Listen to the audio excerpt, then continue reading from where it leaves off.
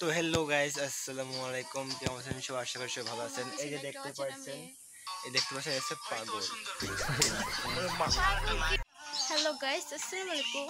তো আপনাদের কাছে একটা জিনিস শেয়ার করব। তো তো দেখতে পাচ্ছেন দুই পাগল আমার সামনে বসে আছে।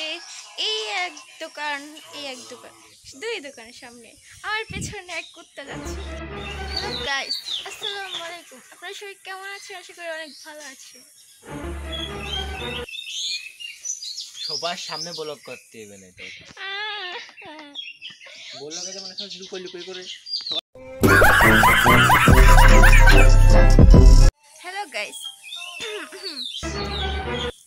হ্যালো গাইস, আসসালামু क्या तो दे रहा है क्या? हाँ। इसलिए देखो